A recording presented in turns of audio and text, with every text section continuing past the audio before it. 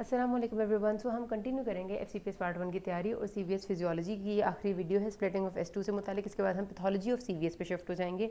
बीच में ईद और कुछ because of some domestic issues कुछ गैप आ गया था, बट इंशाल्लाह I will continue it now.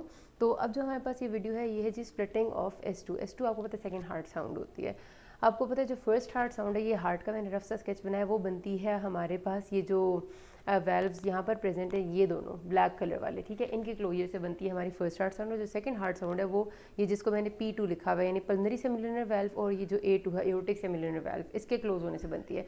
अब एओर्टिक और पल्मनरी वेल्व कब क्लोज होते हैं? जब ventricle of right side and ventricle of left side blood को इजेक्ट आउट कर देते हैं। और ये ब्लड को जब इजेक्ट आउट कर देते हैं इसका मतलब सिस्टली खत्म हो चुकी होती है। सिस्टली के बाद आपकी सेकेंड हार्ट साउंड बनती है। स्प्लिटिंग का मतलब, सेकेंड हार्ट साउंड का मतलब ये है कि हमारे पास P2 और A2 हमें अलग अलग सुनाई दे। हालांकि ये दोनों वेल्व्स एक साथ बंद होते हैं, तो ये दोनों combined voice second heart sound के तौर पे प्रोड्यूस करते हैं, लेकिन ये अलग अलग हमें कब सुनाई देती है? चार डिफरेंट रीजंस हैं उसकी, चार डिफरेंट कंडीशंस में हमें इन दोनों की आवाज़ अलग सुनाई देती है। सबसे इंपॉर्टेंट और सबसे common is physiological splitting of S2 यानी second heart sound. Physiological splitting कब होती है? बेसिकली जब हमारे पास होता कुछ यूँ है कि जो आपका रेस्पिरेशन का प्रोसेस है, जब आपको पता है हार्ट प्रेजेंट है चेस्ट कैविटी के अंदर, ठीक है, जब आप इनहेल करते हैं, सांस अंदर लेते हैं, तो लंग्स एक्सपैंड करते हैं, ठीक है।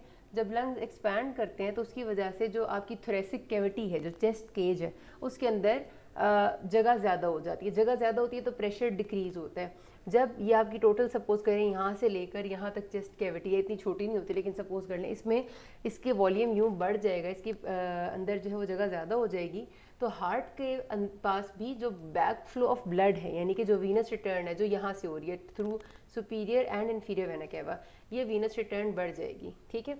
इंस्पिरेशन के टाइम पे आपने सांस लिया, चेस्ट कैविटी एक्सपैंड हुई, चेस्ट कैविटी का वॉल्यूम यानी स्पेस बढ़ी, प्रेशर कम हुआ, और रिजल्टेंटली हार्ट, क्योंकि चेस्ट कैविटी में है तो हार्ट में भी वीनस रिटर्न इंक्रीज होगी। अब हार्ट में जब वीनस रिटर्न बढ़ेगी तो राइट साइड और left side of heart, right side of heart में through superior inferior vena cava blood ज़्यादा आ जाएगा as compare to left side of heart. Left side पे ज़्यादा क्यों नहीं आ सकता? क्योंकि लेफ्ट साइड ऑफ हार्ट में ब्लड आना होता है ये पल्मनरी सर्कुलेशन के थ्रू, और जो पल्मनरी सर्कुलेशन है ये तो एक डेफिनेट अमाउंट ऑफ ब्लड ही वापस भेजती है ना, इसमें इंक्रीज या डिक्रीज नहीं हो सकता। लेकिन जो राइट साइड ऑफ हार्ट है इसमें ब्लड ज़्यादा आ जाता है, बिकॉज ये आता है हमारी पूरी बॉडी से, सिस्टेमिक सर्कुलेशन से आता है। तो सुपीरियर इन्फीरियर वेना कैवा के through right side of heart में ब्लड आ जाता है ज़्यादा, क्योंकि वॉल्यूम यानी कैपेसिटी जो है वो बढ़ जाती है। जब यह राइट साइड ऑफ हार्ट में ब्लड ज़्यादा आ जाता है तो यहाँ पर होगा increased right ventricular stroke volume. Right ventricle को के अंदर वॉल्यूम ज़्यादा हो जाएगा as compare to left ventricle. जब लेफ्ट वेंट्रिकल में राइट वेंट्रिकल में थोड़ा सा फ़र्क होगा, तो राइट वेंट्रिकल को ज़्यादा सारा ब्लड को पुश करना पड़ेगा आगे। तो राइट वेंट्रिकल को जब ज़्यादा सारा ब्लड को आगे पुश करना पड़ता है तो ये थोड़ा सा स्लो हो जाता है अपने काम में, जबकि लेफ्ट वेंट्रिकल सब कुछ नॉर्मल कर रहा होता है। तो A2 हमें पहले सुनाई दे देती है और P2 बाद में सुनाई देती है, ठीक है। दिस इज़ फिजियोलॉजिकल स्प्लिटिंग जो नॉर्मली हर इंस्पिरेशन पे होती है, ठीक हो गया कि P2 comes earlier than A2 because of the increased right sided volume of the heart. That's quite fine. उसके बाद होती है वाइड स्प्लिटिंग। वाइड स्प्लिटिंग का मतलब है कि काफ़ी फ़र्क पड़ जाना बिटवीन P2 एंड A2। उसकी क्या वजह होती है? वो कंडीशन, कोई भी ऐसी जो पैथोलॉजिकल कंडीशन हो जो कि पल्मनरी वाल्व के क्लोजर को डिले कर दे या फिर राइट वेंट्रिकुलर की एम्प्टिंग को स्लो कर दे।